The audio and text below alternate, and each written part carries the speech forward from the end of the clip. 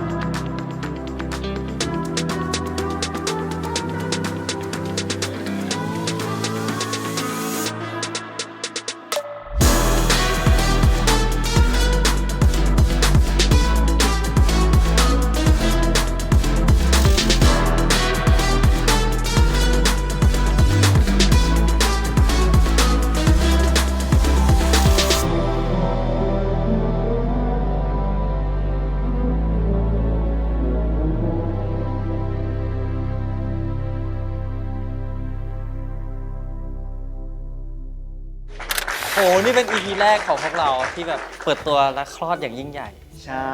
คลอดเลยเหรอ ใช้คำว่าคลอด กิโลครับ เอ๊ะ ถ้าตอนนั้น แปลกๆะ ถ้าตอนนั้นที่เกิดก็4 โล 4 โอ้ตัวใหญ่เหมือนกัน อ้วนเหมือนกันนะฮะเด็กอ้วนตั้งแต่ตอนเด็กเลย ก็รายการ For Chan เนี่ยเป็นรายการเกี่ยวกับอะไร ใครอธิบายได้ปะใครอธิบาย ทุกคนไม่คือกันหมดเลย คนพูด เอ๊ะ อธิ ยั บาย งไงดีนะ เอ้ย จริงๆแล้ว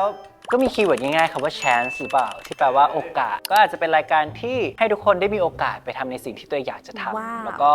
พาเพื่อนๆไปมีโอกาสได้ทดลองทำสิ่งต่างๆ กับพวกเรา รับรองว่าสนุกแน่นอนยัง ตอ ไง น ก็ต้อ นี้ ง ดูไม่สนุกแล้ว จริงเหรอ ที่เฟิร์สบอกไปเลยว่ามันเป็นโอกาสของพวกเราเนี่ยที่เราไม่ได้ทำเนาะไม่ว่าจะเป็นอะไรบ้างครับ การไปเที่ยวด้วยกัน ไปเที่ยวด้วยกัน ดำน้ำดูปะการัง นั่นแหละครับผมคิดไม่ทันจริง โอ ๆ เค คิดไม่ทันจริง หรือทำกิจกรรมต่างๆครับไม่ว่าจะโดดน้ำลุยไฟนะครับทำไปหมดเลยนะครับ ใครได้หรอมึงดูกูไม่ลุยด้วยนะ ไม่ลุยด้วยเหรอลุยกันเลยและคำว่าโฟเนี่ยก็หมายถึงพวกเรา 4 คนนะครับผมก็เป็นรายการที่พวกเรา 4 คนเนี่ยจะออกไปลุยกิจกรรมต่างๆ ร่วมกันครับผม ใช่ เพราะว่าอ้ายมา 4 คนนะฮะ ถ้าอ้ายมา 3 คนมันก็จะเป็น 4 คนยังไงไหนทุกคนลองมาแชร์ดีกว่าว่า ปีที่แล้วแต่ละคนทำอะไรมาบ้าง นอนครับ ขอบคุณที่แจ้งให้ทราบ อ๋อหยอกไม่เราก็เพิ่งนึกได้ก็คือแบบสดๆก็คือซีรีส์ของพวกเราไง ใช่ เพราะว่าซีรีส์ของเราเนี่ยก็มีเนื้อหาที่เกี่ยวกับโอกาสเหมือนกัน ซีรีส์ของเราชื่อว่าอะไรฮะ แอร์โมเมนต์โอกาสอากาศนะครับ ที่พวกเราเป็นใคร ที่นี่ที่ไหน ทำไมเหลือแค่พวกเรา4 คน Cheers Cheers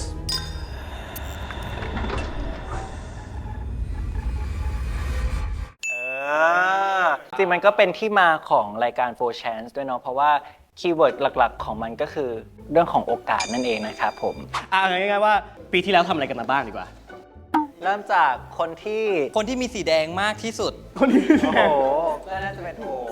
ป่ะ ได้เอาล่ะ ปีที่แล้วทำอะไรมาบ้าง ปีที่แล้วเหรอครับ ปีที่แล้วได้มาเจอพี่ๆไงทั้ง 4 คน ใช่เราเพิ่งเจอกันปีที่แล้ว นี่ก็จะครบปีแล้วนะ ถ้าพูดถึงปีที่แล้วมันจะดูยาวเกินไปเอาอย่างนี้ดีกว่า ช่วงปีใหม่ เราแบบไปทำอะไรกันมาบ้างแต่ละคนช่วงปีใหม่ ช่วงปีใหม่อะฮะ ไปเที่ยวเขาใหญ่ โอเค ไปรับลมหนาว ใช่ใช่ แล้วลาดินล่ะลาดินทำอะไร ถ้าเป็นปีใหม่จริงๆ ก็มีไปเที่ยวครับ ผมที่นอร์เวย์นิดหน่อยประมาณนั้น ไปดูแสงเหนือ ไปดูแสงเหนือ ไหมอืม จริงๆ ก็ลงขึ้นเครื่องบินเห็น แต่ลงข้างล่างไม่เห็นนะ แล้วอย่างดับเบิลล่ะครับ คราวนี้ก็อยู่บ้านไม่ได้ไปไหนไปสมมติข้ามปีครับแล้วก็ได้ไปดูหนังด้วยแบบดูหนังเก่าๆอะไรเงี้ยแล้วก็ไปเจอหนังเรื่องหนึ่งที่แบบที่ชื่อว่า The Bucket List ครับผมเป็นหนังที่แบบว่าดีมากๆคือมันเป็นเหมือนเกี่ยวกับตัวละครที่สูงอายุ 2 คนที่ป่วยเป็นมะเร็ง แล้วเขาได้มาเจอกันนะครับแล้วทีเนี้ยเหมือนเขาก็รู้สึกว่าเขาอยู่ได้อีกไม่นานแล้วเขาก็เลยเหมือนทำ Bucket List กันว่าแบบฉันอยากจะไปทำอะไรคนนี้อยากจะไปทำอะไรอย่างเงี้ยครับแล้ว2 คนอ่ะก็เหมือนได้ไปผจญภัยร่วมกัน ได้ไปแชร์โมเมนต์ร่วมกันแล้วเขาก็เหมือนกับว่าไม่แน่ใจว่าที่ผ่านมาเขาได้ใช้ชีวิต ทำตามความฝันมีความสุขของตัวเองแล้วหรือยังแต่ว่าณโมเมนต์ก่อนที่เขาจะตุยอ่ะคือเขาก็ได้แบบทำในสิ่งที่เขาอยากทำจริงๆแล้วมันเหมือนกับว่าวันนั้นที่ได้ดูแล้วก็เหมือนเป็นอินสปายให้กับเราว่าเราควรจะมีบัคเก็ตลิสต์ให้กับตัวเองว่าเราอยากทำอะไร ใช่ครับ จริงๆ bucket list มันก็สำหรับเรามองว่ามันก็มีทั้งระยะสั้นระยะยาวเนาะมันก็เหมือนแบบเป็นเป้าหมายของเราแหละ บางอย่างอาจจะทำได้หรือทำได้ในอนาคต ใช่ ก็ได้ ก็อย่าเพิ่งไปแบบปิดกั้นโอกาสของตัวเองถามตัวเองแล้วกัน ก็คือสำหรับปีใหม่สำหรับเฟิร์นก็คือก็ใช้เวลาอยู่บนเครื่องหมายถึงว่าก็บินกลับจากต่างประเทศมา แล้วก็บินลงมาทันเวลาเขาดาวน์พอดีแบบว่าก่อน 30 นาที ก็แบบว่ามีแฮงเอาท์กับเพื่อนบ้างนิดๆหน่อยๆครับครับไหนๆเราก็พูดกันถึงเรื่อง The Bucket List แล้วเนาะหมายถึงว่าหนังหรือว่าที่ดับเบิลไปดูมา เราก็มาสร้าง Bucket List ของตัวเองดีกว่า คนละ 10 ข้อ ข้อ เริ่มเลยยังไงดี ทีมงานครับ ขอยังไงดีกระดาษปากกา หรืออะไรมาจดได้ไหมฮะ iPad เราไฮเทคเว้ยไฮเทคไฮเทค ว่ะ โอ้แล้วมีครบ มีครบทุกคนด้วย 4 เครื่องเข้าได้นะครับ สีแดงนี้เข้าได้ อันนี้คือเราจะเขียนบัคเก็ตลิสต์สิ่งที่เราอยากจะทำลงไปข้างใน ใช่ 10อย่างใช่ไหมฮะ ใช่ครับ มา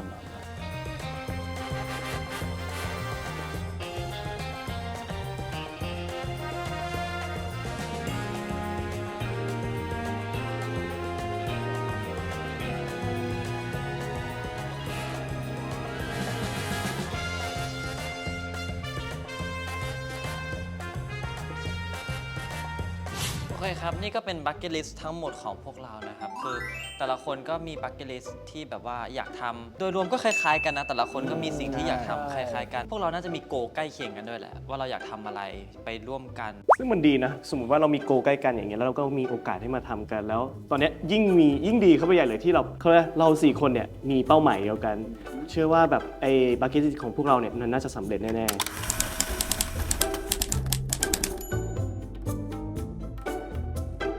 อ้าวเฟิร์นนึกออกแล้วเฟิร์นน่าจะเลือกดับเบิลไปเรียนเต้น ด้วยการอะไรอย่างเงี้ยเพราะว่าแบบว่า ก็ง่ายๆปะสบายๆอยู่แล้วเรามัน ก็คือเรียนเต้นแบบฮิลแบบใส่ส้นสูง คิดสภาพแล้วก็ลำบากอะ เป็นฟีลแบบว่าใส่ส้นสูงเต้นเป็นฮิล เฮ้ยส้นสูงหมดทุกคนเลยนี่หว่า โอ้โหขออนุญาตนะครับ ขออนุญาต เย้ขออนุญาตนะครับ ประมาณนั้นประณนั้น เขามีแต่แบบอยากสูงต้องเขย่งอันนี้ไม่อยากสูงต้องใส่ ใส่ส้นสูง สูงเลย แก้ปัญหาด้วยเงิน ไม่ได้แก้ปัญหาด้วยแบบว่า การกินการออกกำลังกาย ใช่ ไม่ทันแล้วจ้าแก่แล้วจ้าก ระดูกไม่ยืดละ จริงคอลลาเจนคือไม่ทำงานแล้ว อันนี้แบบเต้นกับนี่ใช่ไหมนี่ก็อยากมีไปทำเหมือนกัน ทำอะไรอ่ะเตง อันนี้อยากไปชวนเล่นไอสเก็ตด้วยกัน ก็คือเอาหน้ากลัวถูก ใช่ สเก็ต ไม่คือจริงๆอ่ะมันมีอุปกรณ์ช่วยอยู่มันแบบว่ามันจะมีใช่มีเพนกวินใช่มันจะมีเพนกวินช่วยอยู่ ก็คือนี่ทำหน้าที่แทนแพนกวิน โอเค ก็คือให้เราไปเล่นสเก็ตด้วยกัน ใช่แล้วให้เฟิร์สเป็น แพนกวิน ก็คือก็จริงๆก็อยากลองไปเล่นดูแล้วคนอื่นเป็นยังไงอยากให้ใครทำอะไร อยากขึ้นคอนเสิร์ตกับพี่โหลด ขอโหลดใหม่ ทำไมไม่อยากขึ้นกับพี่ อยากขึ้นกับคุณเลย วิธี อยากขึ้นกับคุณเลยขอร้อง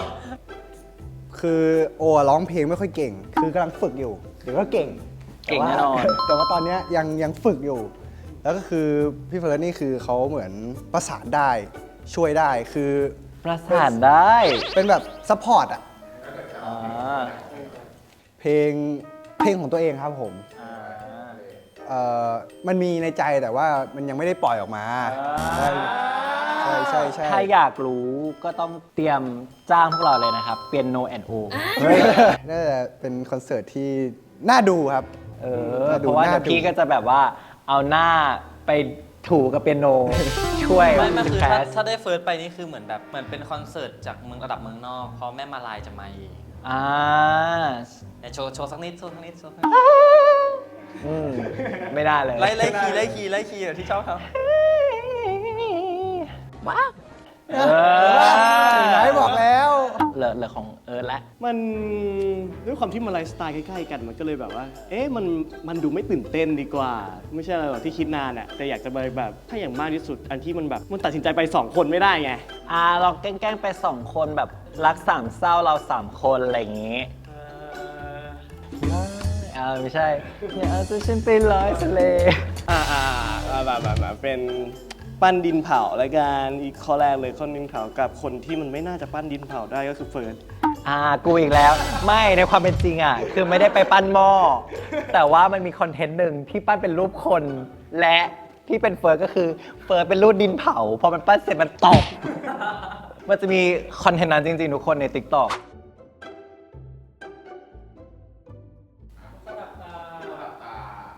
คนแรกบัคเก็ตลิสต์ของเฟิร์สใครอยากไปปั้นดินเผาด้วยการยกขึ้น1 2 3ใครอยากให้เลโอ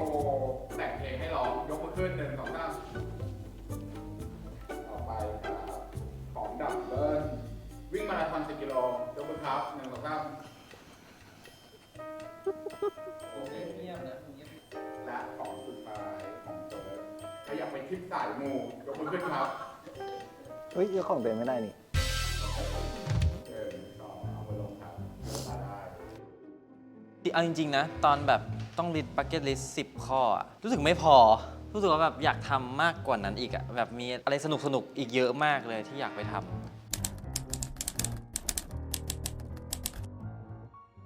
คือในหัวมันมี2 คำตอบก็คืออยากใช้เวลากับคนที่ตัวเองรักก็คือครอบครัวเลยใช่แล้วก็อีกอย่างหนึ่งที่มันขึ้นมาก่อนอันนี้ด้วยซ้ำก็คืออยากมีคอนเสิร์ตเป็นของตัวเอง แล้วก็ให้คนที่เรารักเนี่ยได้ไปดูเราร้องเพลงบนเวทีนี่คือสิ่งที่อยากทำที่สุด เพราะว่ามันคือสิ่งที่เราแบบไฟเพื่อมันมาตลอดอะไรเงี้ยคือการเป็นศิลปินแบบเป็นนักร้องใช่คือศิลปินมันคือตรงเนี้ยมันคือโซลเพราะก็เลยรู้สึกว่ามันเป็นแค่1 โกในชีวิตที่เราอยากแบบ accomplish มันเฉยๆว่าแบบว่าเราอยากมีคอนเสิร์ตเป็นของตัวเองมันคือเหมือนจุดสูงสุดของการเป็นนักร้องคนหนึ่งเฉยๆครับแล้วเหมือนเราก็สู้เพื่อมันเราก็อยากให้คนที่เรารักได้เห็นวันที่เราสำเร็จใช่คนอื่นยังไงคิดว่าดับเบิลคิดออกแล้ว ก็คิดออกแล้วล่ะ แต่ว่านี่คิดออก 2 อย่าง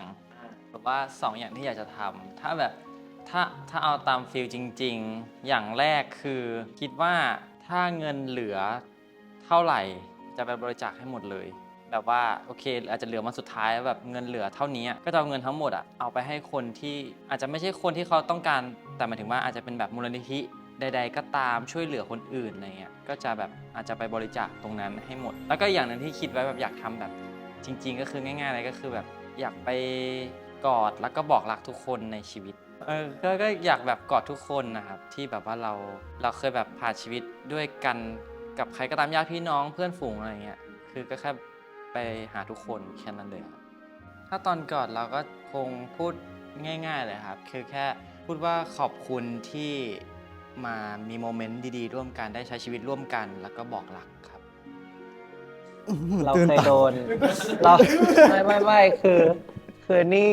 เคยโดนฟิลนี้มูดนี้ตอนที่สัมภาษณ์เดี่ยวตรงเนี้ยกับและโหแบบไปดูได้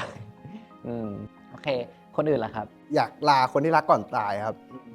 แล้วก็พอลาเสร็จแล้วก็อยากขึ้นไปอยู่แบบบนภูเขาหรืออะไรเงี้ยแล้วก็ใช้ชีวิตบนนั้นจนหมดไปอะไรเงี้ยที่อยากขึ้นไปอยู่คนเดียว เพราะว่าตอนเราอยู่คือก็อยู่กับคนเจอคนมากมายอยู่แล้วมึงอาจจะไม่ได้คุกคีแต่หมายถึงเราคือขึ้นไปอยู่นั้นมันไม่เจอใครไงที่เห็นภาพก็คือแบบวิวดีๆต้นไม้อะไรเงี้ย อยู่กับตัวเองแบบ ใช่ สงบ อยู่กับตัวเอง ได้ทบทวน ใช่ อย่างที่2คือก็สุดท้ายมันก็มีแค่เราคนเดียวขนาดเงายังหนีเราเลย ลึกซึ้ง ใช่ครับประมาณนี้ครับผม เดี๋ยวจะดราม่า โอ เกิน เคก็2 ข้อด้วยละกันเพราะว่าจริงๆข้อเดียวก็แอบยากจริงๆ ข้อแรกจริงๆ อยากจะเขียนจดหมายถึงทุกคนที่รู้จักเท่าที่แบบว่าเราจะจำได้เลยนะก็คงเขียนพูดถึงเขาในมุมมองของเราแหละออกไปให้หมดไม่ว่าจะเป็นเรื่องที่ดีหรือเรื่องที่แบบเรารู้สึกผิดหรืออะไรก็ตามแต่หมายถึงว่าเราอยากฝากข้อความถึงเขาในฐานะที่แบบในเมื่อเราจะไปเราจะตุยเย่ไปแล้วเราจะไปขึ้นเป็นดาวแล้ว เราก็อยากทิ้งมันให้หมดจริงๆทิ้งให้หมดไม่ว่าจะใครก็ตาม ต่อให้เขาอยากจะรับหรือไม่รับเราไม่รู้แต่เราอยากจะคืนไปแล้วให้มันแบบไม่ค้างคาแล้วก็อันเนี้ยจะต่างจากโอนิดนึงคือโออยากอยู่คนเดียวใช่ไหมนี่คิดว่าอยากอยู่กับคนที่เขาเรียกว่าอะไรก็คนที่รักแหละหมายถึงว่าเราอ่ะก็แค่แบบอยู่ง่ายๆแบบไม่ได้คนเยอะหรืออะไรอย่างเงี้ยก็คือแบบเหมือนอยู่ชนบทเลยแต่แบบเพราะเราก็แค่ไปแบบอยู่ใช้ชีวิตอยู่กับคนที่เรารักหรือแบบคุณพ่อคุณแม่อาจจะเป็นแฟนหรือแบบใครก็ตามที่เรารักอ่ะคือเรามองว่าเรารู้สึกว่าชีวิตเราค่อนข้างที่จะเติมเต็มมามากพอแล้วเรารู้สึกว่าในทุกๆด้านเราไม่รู้นะแค่รู้สึกว่ามุมมองของตัวเองมันก็เพียงพอแล้วเราอยากอยู่แบบเรียบง่ายที่สุดคือตื่นขึ้นมาแบบลุกขึ้นมาทำความสะอาดบ้านทำกับข้าวชวนมากินข้าวนั่งพร้อมหน้าพร้อมตากันเป็นอะไรที่แบบกิจกรรมที่ง่ายๆเลยครับคือจะแค่นี้เลย โอเค แล้วเมื่อกี้ก็เหมือนกับรายการฝันที่เป็นจริง พบกับฝันที่เป็นจริง มันก็จะดึงดาวกันไปนิดนึงดึงแบบว่าเศร้านิดนึง ซึ่งแต่มัน ซึ้งๆ ทำให้ หน่อย เรารู้เนอะว่าสมมติว่าเรามีเวลาอยู่เท่านี้ ใช่ กิจกรรมไหนบ้างที่มัน สำคัญที่สุด อ อยากทำมากที่สุดคือเวลาที่จำกัดเหมือนถ้าเรารู้เวลาตุยของเราอ่ะ เราจะรู้เลยว่าโอ้โหอะไรที่อยากทำมากที่สุดคืออะไร ใช่ คือบางทีเหมือนแบบเราไปโฟกัสบางอย่างที่เราคิดว่ามันสำคัญมากๆ แต่ในความเป็นจริงแล้วมันแบบมันไม่ได้สำคัญขนาดนั้นอ่ะเหมือนแบบว่าพอเราได้มา deep talk ได้มานั่งคุยกันอะไรเงี้ยมันก็เหมือนแบบเหมือนมันตัด choice ไปได้เยอะเลยว่า จริง ๆ แล้วอะไรกันแน่ที่มันสำคัญกับชีวิตเราอะไรเงี้ยก็เลยแบบคิดว่าก็ดีเหมือนกันนะที่เราได้มาพูดคุยได้ทำรายการเนี้ยเพ มา ราะ แช ว่า ร์ตรงนี้กันเนาะ ใช่ เพราะว่าอย่างน้อยอ่ะถ้ามันเป็นแค่ bucket list ในกระดาษอะไรเงี้ยแล้วเราไม่ลงมือทำอ่ะแล้วเราจะทำเมื่อไหร่อ่ะมันก็เป็นแค่สิ่งที่อยู่ในกระดาษแล้วมันก็ไม่สามารถที่จะไปถึงตรงนั้นได้อ่ะ ซึ่งเราก็ยังไม่รู้ว่าวันนั้ เรา น จะไป เมื่อไหร่ ใช่แต่ว่า ยังมีเวลาอีกเยอะแยะนะ ไม่แต่ว่า เราอยากทำ อย่างน้อยพวกเราก็ได้เริ่มแล้ว ใช่พวกเราได้เริ่มแล้ว จริงๆเนี่ยถ้าง่ายๆเลยนะมองย้อนไปปีที่แล้วอ่ะจากปีที่แล้วมาวันเนี้ยตั้งแต่วันที่เรามาออดิชั่นอ่ะตั้งแต่วันที่แบบนู่นนี่นั่นอ่ะวันนี้เราเป็นเราในเวอร์ชันอีกเวอร์ชันหนึ่งแล้วนะ คือเหมือนเราได้ลงมือทำจากวันนั้นมาแล้วมันจนมีเรามันเป็นก็เลยแบบว่าอย่างเราเองอ่ะมีบักเก็ตลิสต์ของเราแล้วคนดูล่ะครับมีบักเก็ตลิสต์เป็นของตัวเองหรือยังล่ะครับถ้ายังไม่มีลองคอมเมนต์มากันดูนะครับว่าบักเก็ตลิสต์ของแต่ละคนเป็นยังไงบ้างนะครับพวกเราจะรออ่านอยู่นะครับเอาสักกี่ข้อดีครับ เอาสัก100,000,000 ข้อ โอ้โห ก็คือเกลียดไป10 ปีเลยจ้า 10 ปีก็ไม่พอนะ100,000 ข้อ เอา เนี่ย ง่ายๆเลยเอาเท่าพวกเราละกันสัก10 ข้อพอ แล้วถ้าอันไหนน่าสนใจเนี่ยอาจจะ เป็นบักเก็ตลิสต์ของเราในอนาคตก็ได้นะ ใช่พวกเราอาจจะเอามาทำคอนเทนต์ เอามาสารฝันให้ก็ได้ ใช่ คือเราอาจจะแบบว่าสารฝันของคนดูก็ได้ว่าเขาอยากไปทำอะไร แล้วเราก็อาจจะไปรีวิวให้ดูว่า เอ้ย การไปทำลงมือทำจริงๆอ่ะ มันอาจจะไม่ได้แย่ หรือมันจะไม่ได้ยากอย่างที่เราคิดก็ได้ หรือว่าแบบว่าเห็นเราทำแล้วเราอาจจะไม่อยากทำเลยก็ได้อะไรอย่างเงี้ย ก็เป็นไปได้ เพราะว่ามัน ก็ ดู เป็นไปได้ มันดูลำบากอะไรอย่างเงี้ยอะไรอย่างงี้โอเค ก็ประมาณนี้ละกันสำหรับ EP แรกของพวกเรานะครับผมก็บอกเลยว่าเข้มข้นเนาะแต่พอเราลิสต์ออกมาแล้วเนี่ยเราก็ต้องทำมันเหมือนกัน เพราะฉะนั้น EP หน้าเนี่ยเราจะไปทำกิจกรรมอะไรกันเดี๋ยวฝากทุกๆคนนะครับผมฝากติดตามด้วยนะครับผมเพราะว่ากิจกรรมต่อไปที่เราจะทำเนี่ยจะเป็นคนเลือกว่าใครจะเป็นคนได้ทำกิจกรรมที่ตัวเองอยากจะทำนะครับ จริงๆ คือจะบอกว่า EP แรกเนี่ยมันเป็นเหมือนแค่อินโทรน้ำ ใช่ จิ้ม เป็น น้ำจิ้ม intro แต่ว่าเน้ ว่าแบ น บ พูดคุยกันก่อนว่า เอ๊ะ รายการเราคืออะไรทำอะไรและจะมีอะไรในอนาคตบ้างนะครับ แต่ว่าหลังจากนี้เนี่ยมันจะมีแต่ความสนุกแล้วก็สนุกยิ่งขึ้นไปอีกนะครับผมเองก็รอติดตามกันด้วยนะครับ นี่เป็นแค่น้ำจิ้มครับก็ EP หน้าเราจะไปทำอะไรก็ฝากทุกคนติดตามด้วยนะครับทุกช่องทางนะครับของ BBD Entertainment นะครับฝากถูกใจฝากกดไลค์ฝากกดแชร์นะครับแล้วก็ฝาก Subscribe นะครับผมกับรายการโฟแชน เมื่อโอกาส รออยู่นะครับ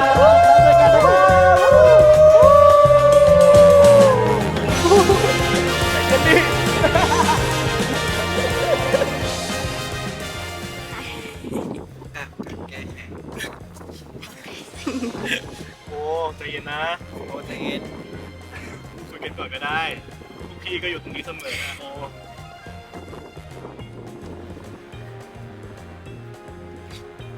ไปครับ เรามีอะไรจะแซวเขาไหมคะ ไ มีอะไรจะแซวเหรอหล่อมากเลยครับเดี๋ยวตัดภาพไปตัดภาพ ฟิลจังหวะพอดีเป๊ะ เซล หมายถึงแป๊บนึงอ๋อโอเค ขาสั่นแล้วนะ ขาสั้นเพราะว่าเป็น มันเป็นโรคขาสั่น thank you thank you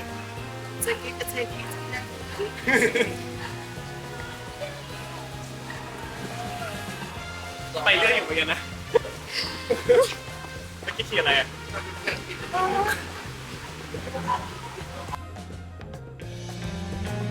ถ้าใครมีบักเก็ตลิสต์เป็นของตัวเองแล้ว เริ่มลงมือทำได้เลยนะครับ ถ้ายังไม่มีลองเริ่มจากอะไรง่ายๆ หรือลองทำตามบักเก็ตลิสต์ของพวกเราในแต่ละ EP ได้ใน 4 Chance เมื่อโอกาสลอยอยู่ในอากาศ ก็จบไปแล้วนะครับกับ EP แรกของพวกเราหวังว่าทุกคนนะครับจะได้ไอเดียในการกลับไปทำบักเก็ตลิสต์ของตัวเองนะครับ ถ้าอยากรู้ว่า EP หน้าพวกเราจะไปทำอะไร